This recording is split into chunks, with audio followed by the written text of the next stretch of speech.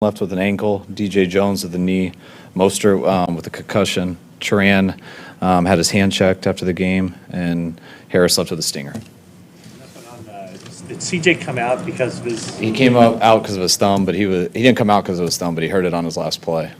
But you were gonna play Wilton Spade anyway? Yeah, we were going to the next guy anyways. Coleman's injury looks serious. Do you have any information on it? No, I saw what you guys saw though. Looked serious, but I don't know yet. How long are you expecting Trent Taylor to be out? We're hoping for week 1. Not counting on it, but hoping for week 1. Did that catch you guys off guard Thursday? Yeah, definitely. And him also. You know, he was having a hell of a camp, and it was disappointing to hear. But fortunately, it won't be the year. I think that's about 4 weeks from week 1. It's usually a 4 to 6 week injury, so we'll see how it goes. Is that a Jones fracture? Yes. Isn't that kind of a serious thing? Yeah, it is. We're lucky we caught it when it was just a stress fracture. And usually when you go with that for a little bit, then it ends up breaking and being a lot worse. He was complaining about a little pain, and so we got the x-ray, saw a little fracture in there, and then you got to make the decision whether you just want to go with it and risk it till it breaks. We decided to do it now, so it could be more of a 4 to 6 week injury instead of a 8 to 10 week. How much has Jalen worked in this slot so far, and is it natural to think that it might be a lot more now? He's worked a lot in the slot, and he's also worked a lot outside at Z, so he's been doing both of it. I know he played mainly in the slot in college, but we move most of our guys all over, and he's capable of doing both. What do you see for him just over the last couple of weeks in terms of the progress he's made? He wasn't out there in OTAs, so we were eager to get him out there, and he made it out for practice 1, and he's been in every one since. He plays very physical. He's in good shape, runs hard, has strong hands, and just trying to pick up the offense. Had a few mistakes today, but played pretty well, and it was a good first night for him. Was one of those mistakes on the interception with CJ? No. Everyone had a few mistakes tonight. Talk a little about Deebo Samuel and how he played tonight, what you've seen over the last 2 weeks. It's similar to college and how he's been since he's gone to practice. The game's just it's not too big for Deebo. He's very competitive. He's a good wide receiver, but he's one of the more physical guys out there. We wanted to get him. We got him a run on a round where you could see a little bit of his physicality. Very similar to Jalen. Their bodies are a little bit different, but same type of mentalities. Well, why did you start Nick tonight? Plan on starting CJ next time. Just we had to pick and went with Nick first. He was the last one to finish the season, so.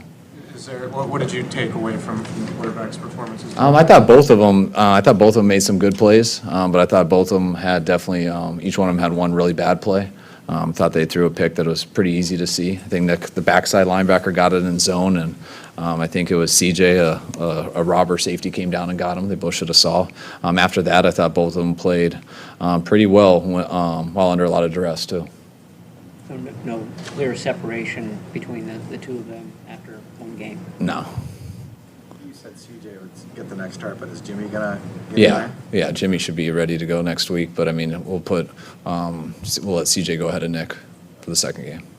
How did Tarvarius Moore ended up playing a big chunk of the game because of the safety issues? How do you think he did at preseason? From what I saw, it looked good. I saw him flying around. I saw him make a few plays. We'll see the tape. That penalty at the end, I thought was very unnecessary. just to give him that cheap 15. I'll see it on the tape, but from what I saw, he didn't have to do that.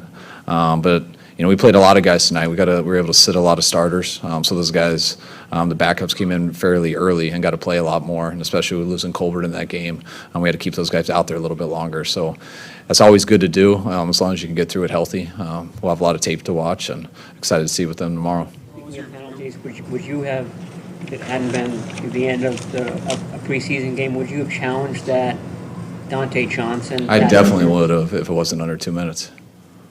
So I couldn't. That was the only one today I would have. All the others, it's got to be, I forget the word, but it's got to be an obvious one.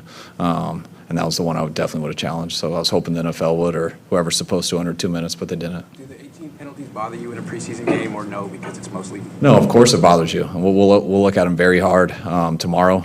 Anytime you have a game where you have 18 penalties and the other team has 5, we should look at it hard. It's very hard to win that way. It was very frustrating. But, we'll look at them hard and see if all of them were stuff that we can control. What? Dre Greenlaw seemed to have a nose for the ball tonight. Who's that? Dre Greenlaw seemed to have a nose for the ball tonight. Talk about it. Yeah, it's shown up that way in camp too. He's always seemed to be around the ball in the run game and the pass game. From what I saw, he made a few plays out there, and I'm sure I'll see a little more when I watch the tape, but it seemed pretty encouraging how he played tonight. You had rested that many guys in your previous preseason openers. Why did you do that tonight? Just have a better feel for our team and, the guys who have established themselves. There's some guys that you got to prove yourself all the time, but we want to take care of a lot of guys too. And with having 4 of these, and we have a few more established starters in certain areas. And the most important thing is to get our team the best they can be by Tampa. But we also hope our team can be ready for Tampa. And anytime we have a chance to rest guys and keep them healthy, we're going to try to do it. Why did you want to understand it with Jason Garrett in a situation like that? You guys weren't going to go for 2 or? No, Jason and I are friends, but we never talked till after the game. I just pray to God that they don't, and I pray to God I'm never in that situation. I saw Bruce Arians was in it a couple days or yesterday. That's a tough one to be in. You got to go for 2. You can't try not to win, but you don't want to go to overtime at all. So it's a tough situation. Why did you want to play Dante Pettis tonight, and what did you see from him?